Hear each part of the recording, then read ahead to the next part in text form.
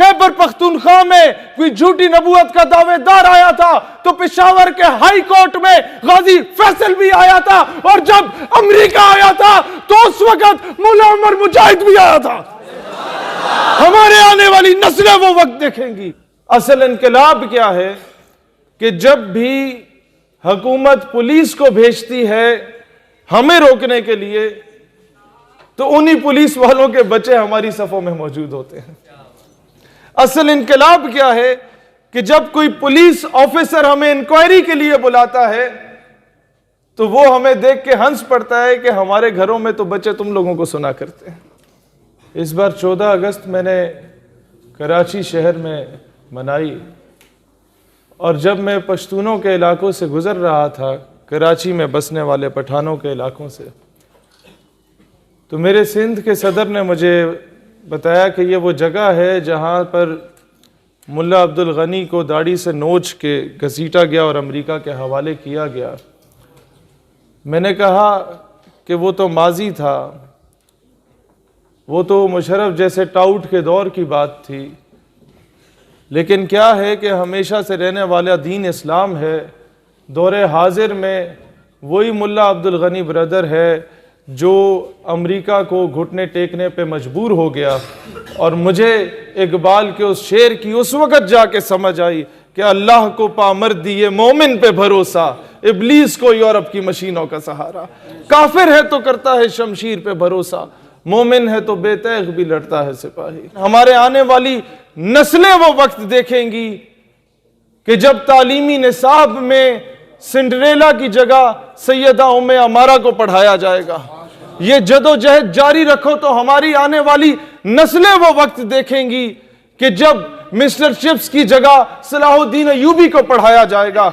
ये जद्दोजहद जारी रखो तो हमारे आने वाली नस्लें वो वक्त देखेंगी जब तालीमी निसाब में यह बताया जाएगा कि कौम की बेटी मलाला यूसुफजई नहीं है, कौम की बेटी डॉक्टर आफिया सिद्दीकी है। हमारी जदोजहद जारी रहेगी तो फिर याद रखो कि आने वाली नस्लें वो वक्त देखेंगी कि जब तालीमी निसाब में यह पढ़ाया जाएगा कि कौम का हीरो डॉक्टर अब्दुल सलाम नहीं, कौम का हीरो डॉक्टर अब्दुल कदीर खान है।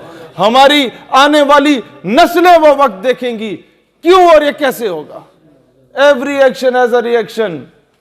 Every false propaganda, every fake narrative has a counter narrative. Her problem का सलूशन होता है। जब फिरौन आया था तो अल्लाह ताला ने हजरत मूसा को भेजा था। जब अब्राहा के लश्कर आए थे तो अल्लाह ने अबाबीलों को भेज दिया था। मरहब आया था तो अल्लाह ने हैदर कर्रार को भेजा था। जब मुसैलमा कज़्ज़ाब आया था तो अल्लाह ने सिद्दीक़ अकबर को भेजा था। जब राजपाल आया था तो गाजी इल्मुद्दीन भी आया था। जब सलमान तासीर आया था तो मुमताज कादरी भी आया था। जब खैबर पख्तूनख्वा में कोई झूठी नबूवत का दावेदार आया था तो पेशावर के हाई कोर्ट में गाजी फैसल भी आया था, और जब अमेरिका आया था तो उस वक्त मुल्ला उमर मुजाहिद भी आया था। हमारे आने वाली कि जब बैतुल मक़दस और मस्जिद अल अक़सा को आजाद करवाने के लिए मुसलमानों का लश्कर रवाना होगा तो उसमें से पहला दस्ता जो रवाना होगा वह अफ़वाज पाकिस्तान का दस्ता होगा। अपनी जदोजहद जारी रखो नौजवानों, तो हमारे आने वाली नस्लें वो वक्त देखेंगी कि जब पाकिस्तान अपने फैसले खुद करेगा। हमारे आने वाली नस्लें वो वक्त देखेंगी कि जब चौकों चौराहों पे दाढ़ी रखने वाले, दाढ़ी मूंछ और दस्तार रखने वाले और पांचों को टखनों से चढ़ाने वालों को भी वही इज्जत दी जाएगी जो एक पैंट कोट और टाई पहनने वाले को दी जाती है। तब हकीकी मायनों में दो नहीं एक पाकिस्तान हुआ करेंगे। हमारी नस्लें वो वक्त देखेंगी कि जब यूनिवर्सिटीज में दीन की तालीम को भी लाजमी करार दिया जाए। हमारे आने वाली नस्लें वो वक्त देखेंगी इंशाअल्लाह ताला जब सल्तनत उस्मानिया की तर्ज पे दोबारा वो खिलाफत का निज़ाम इस उम्मत में क़याम होगा उसका, और उसकी जो पहली बुनियाद होगी वो पाकिस्तान से रखी जाएगी इंशाअल्लाह। दोस्त, अगर तुम लोग ایک چیز کا فیصلہ کر لو کہ گھما پھرا کے بات نہ کرو، اسٹریٹ فارورڈ ہو کے بات کرو، اللہ تعالیٰ تمہیں حقیقی معنوں میں ان غلامی سے آزادی دلائے گا۔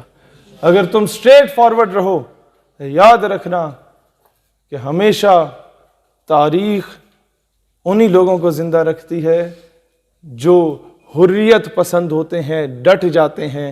بوٹ پالش کرنے والے اور تلوے چاٹنے والوں کی تاریخ میں کوئی جگہ نہیں ہے۔ یہ بات یاد رکھنا کہ بڑے بڑے گورنر آئے، ان کا جنازہ پڑھانے کو کوئی تیار نہیں ہوتا تھا، اور ایک 8,000 کمانے والے ایلیٹ فورس کے سپاہی کے نماز جنازہ سے دنیا واقف ہے۔ تاریخ ہمیشہ حریت پسندوں کو یاد رکھتی ہے، تاریخ ہمیشہ غازیوں کو یاد رکھتی ہے، تاریخ ہمیشہ ظلم اور فرعونیت کے سامنے ڈٹ کے کھڑے رہنے والوں کو یاد رکھتی ہے۔ دوستان ذی وقار، معیشت کا مسئلہ ہے، یہ کوئی مسئلہ نہیں۔ دوستان ذی وقار، مالی اعتبار سے کمزور ہیں، یہ کوئی مسئلہ نہیں۔ دنیا کی بڑے سے بڑے ٹیکنالوجی، دنیا کی ملٹری مائٹ امریکہ کے پاس تھی، رشیا کے پاس تھی۔ ہم نے اپنی آنکھوں کے سامنے انہیں افغانستان میں تباہ ہوتے دیکھا ہے۔ جب وہاں پر کوئی راکٹ گرتا تھا تو ہمارے طالبان خوش ہوتے تھے کہ اس لوہے کو بیچ کے ہم کوئی اپنا گزارا کر لیں گے۔ دہشت گرد جو اصل ہے اس کو دہشت گرد کہنا ہوگا، اور مجاہد کو عزت دینی ہوگی۔ ہمیں وہ داڑھی اور دستار کو عزت دینا ہوگی۔ ہمارے بڑے بڑے آفیسرز میس میں، ہمارے بڑے بڑے سرینا اور اس طرح کے ہوٹلز میں جو شخص آپ کے لیے دروازہ کھول کے آپ کو ویلکم کرتا ہے، اس کے سر پہ دستار ہوتی ہے، اس کے جسم پہ شیروانی ہوتی ہے، یا اس نے داڑھی مونچھ رکھی ہوتی ہے۔ یہ انگریزوں کے دور میں یہ چیز متعارف کرائی گئی تاکہ مسلمانوں کی ثقافت پہ حملہ کیا جائے۔ انگریزوں کے میس میں، فوجی میس میں وہ لوگ آ کے شراب تقسیم کیا کرتے تھے آفیسرز میں، صرف انہیں اجازت تھی جن کی داڑھی ہوگی، اور وہ لوگ آ کے سلوٹ کرتے تھے میم صاحب کو جنہوں نے مونچھیں رکھی ہوتی تھیں، تاکہ ٹیپو سلطان کی توہین کی جائے، تاکہ محمد بن قاسم کی اس ثقافت کی توہین کی جائے، تاکہ مسلمانوں کے شہاب الدین محمد غوری کی اس ثقافت کی توہین کی جائے۔ دوستان ذی وقار، پاکستان اس دن آزاد ہوگا جب ہمارے گیریزن میس میں اور ہمارے پی سی میں اور بڑے بڑے ہوٹلوں میں جو شخص آپ کے لیے دروازہ کھلا کرے گا، اس کے کندھوں پہ امریکی فوج کے رینک لگے ہوں گے اور اس نے پینٹ کوٹ اور ٹائی پہنی ہوگی۔ زمانہ بڑے شوق سے سن رہا تھا، ہم ہی سو گئے داستاں کہتے کہتے۔ اللہ تعالیٰ دین اسلام اور وطن عزیز پاکستان کا حامی و ناصر ہو۔ پاکستان امت کی ترجمانی کرے گا انشاءاللہ۔ اس ملک سے محبت اس لیے نہیں کہ یہاں پیدا ہوئے پلے بڑے، ہمیں اس لیے محبت ہے کیونکہ یہ جو پرچم ہے جو ہم سینے پہ لگا کے رکھتے ہیں، اس کو غور سے دیکھو، اس کی نسبت میرے آقا کے گنبد خضرا سے ہے۔ اس پرچم کا دشمن ہمارا دشمن ہے، اس پرچم کا دوست ہمارا دوست ہے۔ پاکستان واحد ریاست ہے ریاست مدینہ کے بعد جو اسلام کے نام پہ بنی، اگر اسلام کے نام پہ نہیں چل رہی تو آپ کا اور میرا قصور ہے۔ ہم نے قیمے والے نان پہ اور بریانی کی پلیٹ پہ ہر 5 سال کے بعد اپنے ضمیر پہ سمجھوتا کیا، اپنے ایمان پہ سمجھوتا کیا۔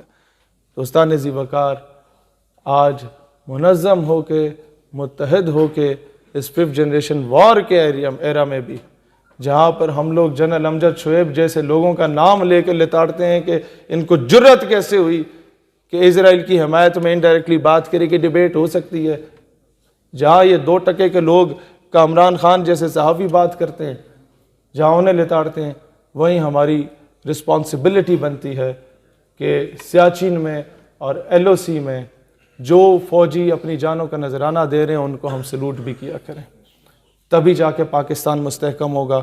جیسے میں ہمیشہ پنجاب میں لوگوں سے کہتا ہوں کہ یہاں تمہیں کوئی ریڈی لگانے والا پٹھان نظر آئے تو اسے سینے سے لگاؤ گے تو پاکستان مضبوط ہوگا۔